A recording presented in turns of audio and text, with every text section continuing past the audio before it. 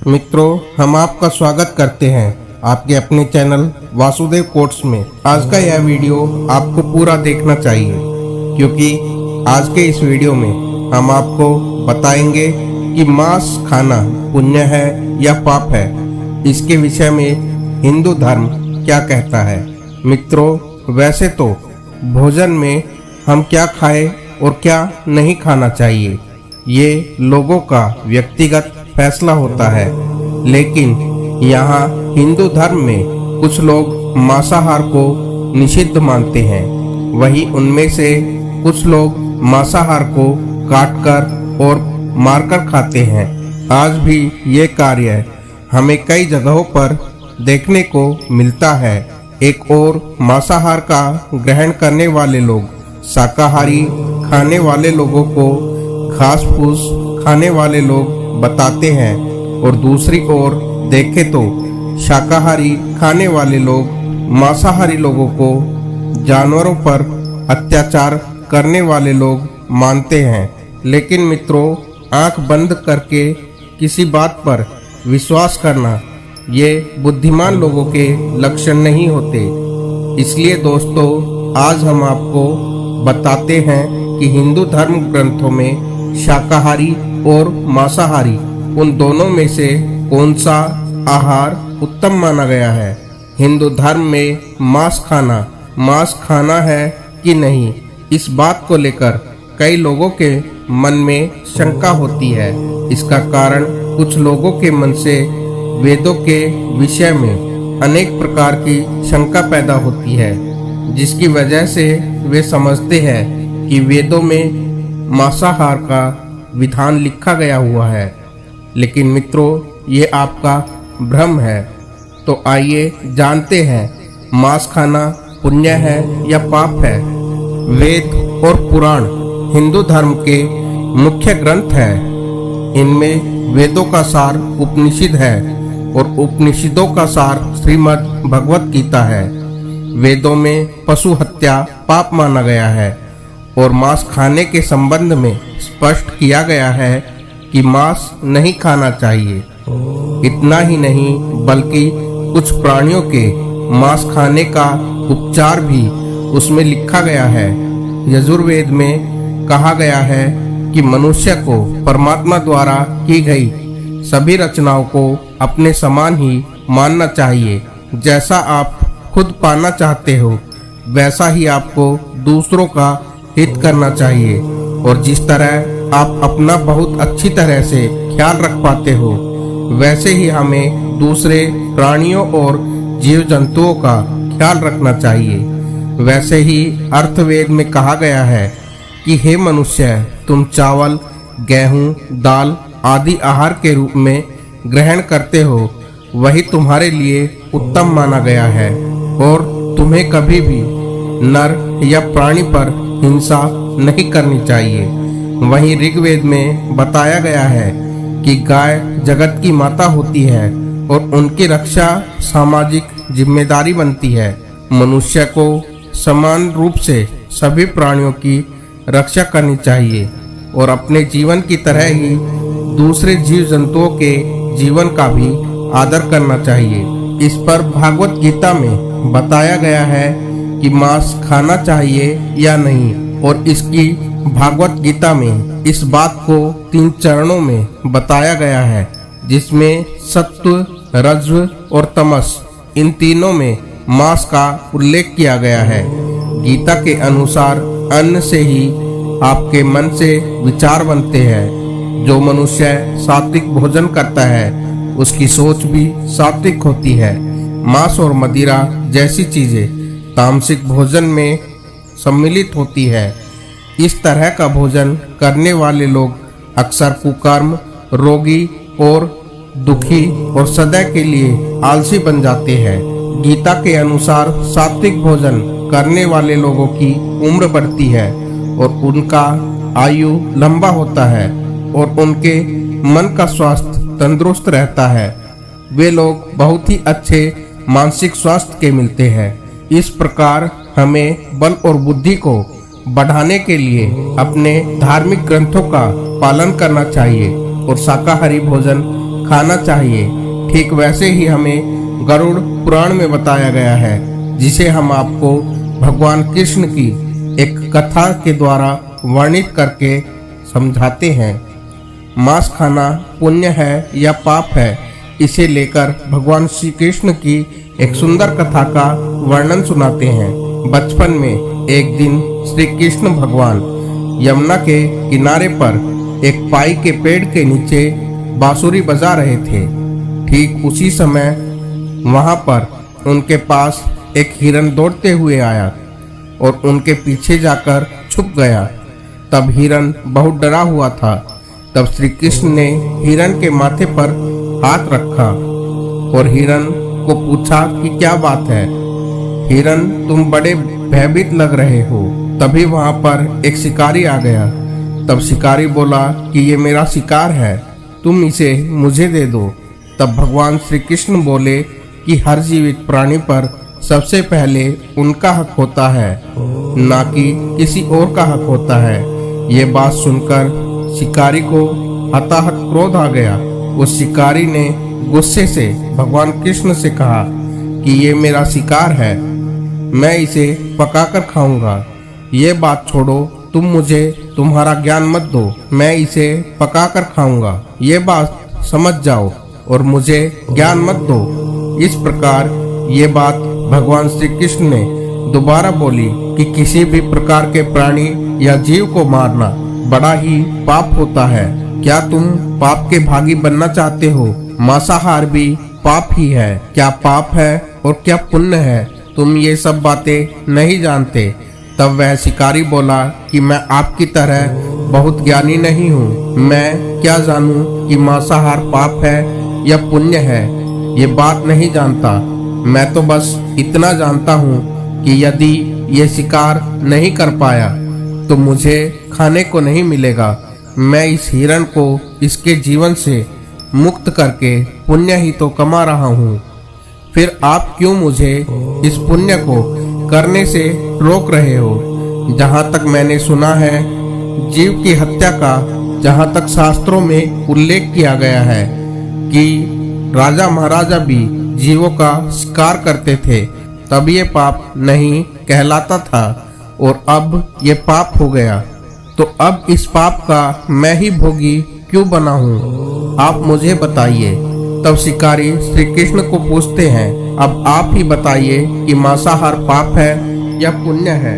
कि मांसाहार पाप है या पुण्य है, इसके बारे में बताइए।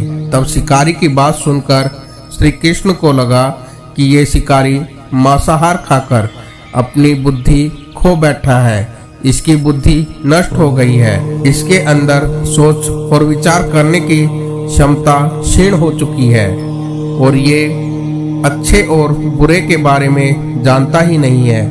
इसलिए इस शिकारी को ये बात बहुत अच्छी तरह से समझानी पड़ेगी। तब श्री कृष्ण ने शिकारी को एक कथा सुनाई। तो भगवान श्री कृष्ण अपनी कथा आरंभ करते हैं। एक बार मगध में खाने का संकट खड़ा हो गया। अन्न का उत्पादन कम था। राजा को चिंता हुई कि यदि इस समस्या का शीघ्र निदान नहीं किया गया तो संरक्षित अनाज कोष भी खत्म हो जाएगा और संकट भीषण हो जाएगा।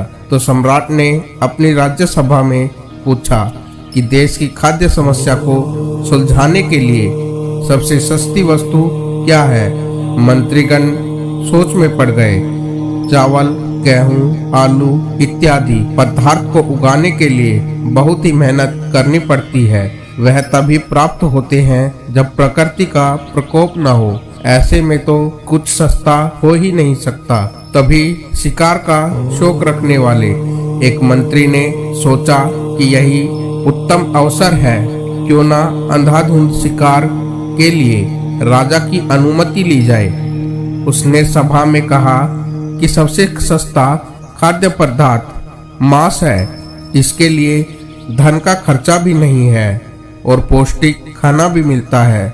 सभी सामंतों ने इस बात का समर्थन दिया, लेकिन मगध के प्रधानमंत्री अभी चुप थे। सम्राट ने पूछा, प्रधानमंत्री जी, आप चुप क्यों है? आपने कोई अनुमोदन नहीं किया, आपका क्या मत है? प्रधानमंत्री ने कहा, मैं यह नहीं मानता कि यह कथन सही है कि मांस सबसे सस्ता पदार्थ है। फिर भी इस विषय में मैं अपने विचार आपके सामने कल रखूंगा। प्रधानमंत्री उसी रात मांसाहार का प्रस्ताव रखने वाले सामंत के घर पहुंचे। सामंत ने इतनी देर रात प्रधानमंत्री को अपने घर आया देखा तो वह घबरा गया कि किसी अनिष्ट की आशंका से वह कांप गया। प्रधानमंत्री ने कहा, संध्या को महाराज बीमार हो गए, उनकी हालत बहुत गंभीर है। राजवेद ने कहा है कि किसी शक्तिशाली देह का 2 तोला मांस मिल जाए तो राजा के प्राण बचाए जा सकते हैं। आप महाराज के सबसे विश्वास पात्र है, इसलिए आपसे योग्य कौन होगा। इसके लिए आप जो भी मूल्य लेना चाहे ले सकते हैं। आप कहे तो इस काम के लिए मैं आपको 1 लाख स्वर्ण मुद्राएं दे सकता हूँ। एक बड़ी जागीर भी आप मांग सकते हैं, बस आप अपनी इच्छा कहे। मैं कटार से आपके हृदय को चीरकर बस 2 तोला मांस निकाल लूंगा। यह सुनकर सामंत के चेहरे का रंग फीका पड़ गया। वह सोचने लगा, जब जीवन ही नहीं रहेगा तो लाख स्वर्ण मुद्राओं में मैं क्या करूंगा और बड़ी जागीर किस काम की। वह झटपट अंदर भागा और अपनी तिजोरी से 1 लाख स्वर्ण मुद्राएं लेकर आया। मुद्राएं देकर उसने मंत्री के पैर पकड़ लिए और गिड़गिड़ाते हुए बोला, श्रीमंत, मैं आपकी 1 लाख मुद्राओं में अपनी 1 लाख मुद्रा और मिलाता हूँ। इस पैसे से आप किसी और सामंत के हृदय का मांस खरीद ले, किंतु मुझे जाने दे। यह बात किसी को पता न चले कि मैं आपसे आग्रह कर रहा हूँ। प्रधानमंत्री जी यह सब समझ चुके थे। वह उसे थोड़ी और मानसिक पीड़ा देना चाहते थे। प्रधानमंत्री ने कहा, सामंत, आप शरीर में बलिष्ठ है, आपकी कदकाठी महाराज से मिलती जुलती है, इसलिए राजवेद ने खास तौर पर आपका ही नाम लिया है। आपके दान से हमारे अच्छे राजा की जिंदगी बच सकती है।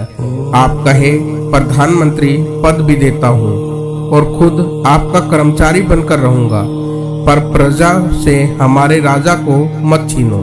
सामंत तो फंसता हुआ दिख रहा था। उसने शरीर पर अंग वस्त्र रखकर अपने जूते भी पहन लिए। जैसे ही वह वहां से भागने वाला था, वह तुरंत प्रधानमंत्री के पैरों में लेट गया। उसने याचना की कि प्रधानमंत्री, मैं इसके योग्य नहीं हूँ। जब प्राण ही नहीं रहेंगे तो मैं इस पद का और राज सिंहासन का क्या करूँगा। मुझे कुछ नहीं चाहिए। आप चाहे तो मेरा सब कुछ ले ले, पर मेरे प्राण ना ले। मैं अपना ये भवन, सारा धन आपको सौंपता हूँ। रातों रात राज्य से निकल जाऊंगा। इतना कहकर वह अपने घोड़े की ओर भागा और जैसे ही अपना घोड़ा गठने लगा, आवाज आई, अभी अभी अपने पीछे तुम अपने परिवार को छोड़े जा रहे हो। सामंत बोला, मेरे प्राण से प्रिय मुझे कुछ भी नहीं है। जब जीवन ही नहीं रहेगा तो कुटुंब का क्या करूँगा। जीवन रहा तो ऐसे ही सुखी रह लूँगा। इतना कहकर घोड़े पर छलांग मारकर बैठ गया। वह अभी चलने ही वाला था कि प्रधानमंत्री ने घोड़े की साख पकड़ ली। वह सामंत से बोले, भागने की जरूरत नहीं है, आप आराम से अपने ही घर में रह सकते हो। मैं किसी और का प्रयास करता हूँ। यह कहकर प्रधानमंत्री वहां से चले गए। प्रधानमंत्री के वहां से जाने पर सामंत के अंदर कुछ जान तो आई, परंतु बेचैनी बनी रही। उसकी नींद खराब हो चुकी थी। मुद्राएं लेकर प्रधानमंत्री बारी बारी सभी सामंतों के घर पहुंचे और सभी से राजा के लिए हृदय का 2 तोला मांस मांगा, परंतु कोई भी राजी नहीं हुआ। सबने अपने बचाव के लिए प्रधानमंत्री को लाख और 5 लाख मुद्राएं तक दे दी। इस प्रकार प्रधानमंत्री ने एक ही रात में करोड़ों स्वर्ण मुद्राएं जमा कर ली। फिर सुबह होने पर ही वे महल पहुंच गए। अगले दिन राजसभा में सभी सामंत समय से पहले ही पहुंच गए। सभी यह जानना चाहते थे कि राजा स्वस्थ है या नहीं। कोई भी किसी के भेद नहीं खोल रहा था। सबको राजवैद्य की तलाश थी, उनसे ही उन्हें कुछ सूचना मिल सकती थी। प्रधानमंत्री ने सैनिकों को आज्ञा दे रखी थी कि जब तक महाराज राज्यसभा में न आए किसी सामंत को महल से बाहर जाने की आज्ञा नहीं है। राज्यसभा में अपनी चिर परिचित गति में आए और अपने अपने सिंहासन पर आकर बैठे। सभी सामंतों ने देखा, कहीं से भी राजा उन्हें अस्वस्थ नहीं लगे। उन्हें तो कुछ हुआ ही नहीं था।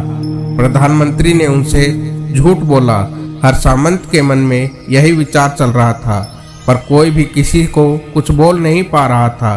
तभी प्रधानमंत्री ने राजा के समक्ष 1 करोड़ स्वर्ण मुद्राएं रख दी। राजा ने पूछा, ये स्वर्ण मुद्राएं किसके लिए है और कहां से आई है? प्रधानमंत्री ने कहा, 2 तोले मांस के लिए इतनी धनराशि जुटाई है, पर मांस ना मिला। अपनी जान बचाने के लिए सामंतों ने ये मुद्राएं दी है। अब आप विचार कीजिए, मांस कितना सस्ता है। राजा को ये बात समझ आ गई।